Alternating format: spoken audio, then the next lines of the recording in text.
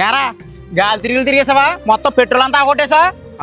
నువ్వు ఇచ్చింది 50 రూపాయలు, దాంట్లో 30 రూపాయలు పెట్రోల్ కొట్టించి 10 రూపాయలు జంతుకున్నాను, 10 రూపాయలు సున్నుండలు తిన్నాను. నా సొల్లండి తినాల్సింది. రోజు రోజుకి సీఎం పందిలా తయారవుతున్నావు. అలా అచ్చరం సంత వైపు వెళ్ళకు. సీఎం పంది అనుకుంటే నిండుకోసేస్తారు. చే ఎప్పుడు నా తిండి మీద నీ గోల. ఇంక ఇవాళ ఇలా లేదు బండి. రే దెంసలేదవా, అది దింపోడు తోటలో ఎవరు లేరు అనుకుని ఇంటికి వెళ్ళిపోతాడు. నువ్వు అర్జెంట్గా గంగరాజు గడు కొట్టి దగ్గరికి వెళ్ళి 1 లీటర్ పెట్రోల్ ఎంచుకుని వచ్చే. ఇంకో 50 రూపాయలు జోడించుని కూడా అతను ఎదవా కాలేజ్ దెంగేసిన బాగున్నావు. కొట్టి చేయని పెట్రోల్. రే గాలేదవా, ఇప్పుడు వచ్చావా? అది దింపోడు కాయలు తెస్తుంటే నువ్వు ఇక్కడ ఏం చేస్తున్నారా? వెళ్ళా కాయలకి. నేను ఈ లోపల పాకలోకి వెళ్ళి కొబ్బరికాయలు తెస్తాను.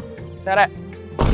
రే చిన్న, మన పాకలో ఎవడో 40 కొబ్బరికాయలు తెంగేయడరా. అదేంటి 20 కాయలే కదా? నాకు తెలుసురా, నువ్వు అమావాస్య పుట్టినప్పుడే అర్థమైంది నువ్వు పెద్ద దొంగ నా కొడుకు అవుతావని.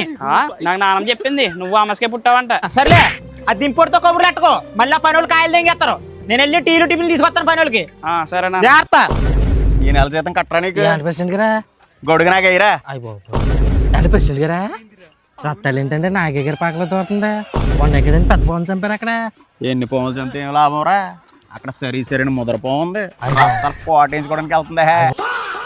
ప్రెసిడెంట్ గారా ఒక్కొక్కసారి మీ మాటలను బొరకెక్కమండి బాబా. అందుకే కదా నువ్వు నా దగ్గర ఎడుతున్నావు నల్ల పెంకి నా కొడక. అరే ప్రెసిడెంట్ గారా ఎప్పుడు చూసినా రత్తాలు ఏంటంటే మన పనికి రాదని నాగే గారి పనికి వెళ్తుందా? నాగగడ చాలా పెద్దదిరా. ఏంటంటే పొలం. ఏంటి డబ్బులు గారు పొద్దుెక్కిపోతుంది, టీఎల్ఏ టిఫిన్ లేదు. మీ నాన్నగారు టిఫిన్కి వెళ్ళారు. ఏ పొమ్మని కోటేమో చూడండి వెళ్ళి. అంత సీనే లేదురే, మా బాబాయ్ పెద్ద కాటరాజు. మా ఊడు అందరిని కోటేస్తా ఉంటాడు. అవునండి బాబు, అది నిజమే. సర్లేరా, నువ్వు పని చేస్తుండు, నేను పాక వరకు వెళ్ళి మా నాన్న చూస్తాను. ఆత్రం రత్తాలు కూడా నాగడి పాక్కడ ఉన్నట్టుంది. అటు పొలంలో దింపు తీస్తుంటున్నారు కదా.